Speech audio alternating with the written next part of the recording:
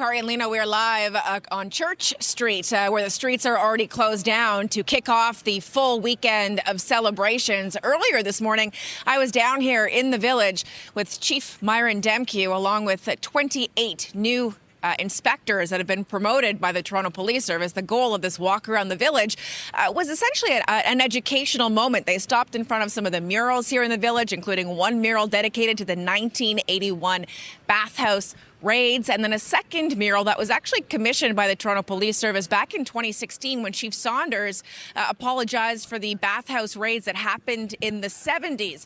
Today, the chief talked about the need to invest in the relationship with the LGBTQ2S+ community here in the city, to rebuild the relationship, to mend bridges, considering this September is going to mark 25 years since the Pussy Palace raids on the women's bathhouse here in the village on Mutual Street, a raid in which Myron Demkew, then an officer, was one of the handful of officers involved in that raid and planning it and executing it, saying that night of the raid that he was part of the morality squad. Well, today in my exclusive conversation with the chief, I asked him to reflect on the last 25 years and to reflect on what the last 3 years have meant for him. When he was becoming appointed chief back in 2022, there were some members of this community who were opposed to it because of his involvement in those bathhouse raids. And I asked him, what has he done in the last few years to help rebuild this relationship with this community and to regain their trust as well? Listen.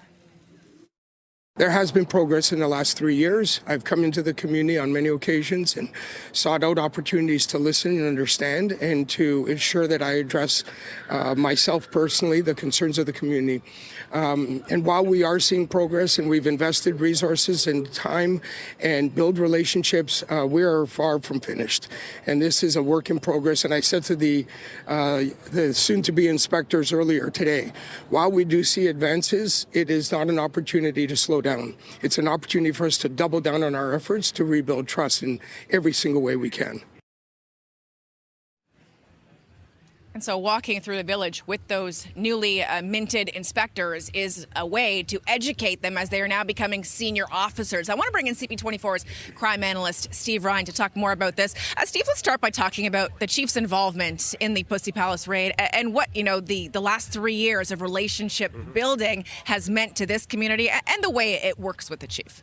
Well, that was some tough times back in the early 2000s, and the police service has acknowledged that they were wrong. They made a mistake, and what they did back in that time, as you were alluding to, was not proper. And Chief Demkew was one of the officers that was involved with that. Now, the service has apologized. The chief has apologized. Some have forgiven.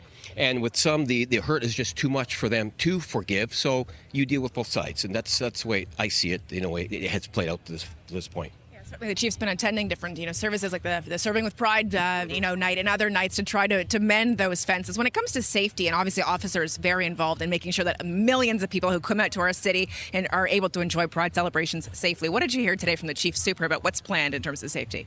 So they're approaching this like any other large event. This planning went into its initial stages almost last year, and we're going to see a heightened police presence around this area here, and that's being done so that people can have a safe time, enjoy themselves, and yet those who might want to come in to a large crowd and cause harm, they're going to be hard pressed to do that because of the security that's around. Now, I did speak earlier on with Chief Superintendent Mandeep, who's one of the supervisors here, and I spoke with one of the uniformed sergeants as well. Here's more from the two of them.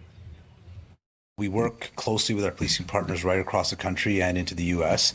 We don't have any credible threats targeted towards Pride festivities, but we'll continue to monitor that as the festivities are going on.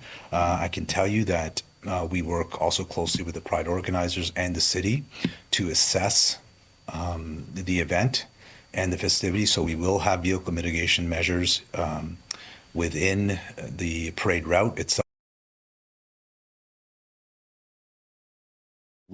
Community members that are police officers, and we just really enjoy this event. I can tell you, when the pay duties come out for this event, they get filled almost instantaneously, Everybody loves to sign up to work this event. It's one of the events that police officers actually enjoy working because the community is just here to have a good time, to enjoy themselves, enjoy being who they are, to celebrate, and also to highlight our community and some of the past struggles and things that have happened to us and how far we've actually come, and sometimes a little bit of the work that there is left to do.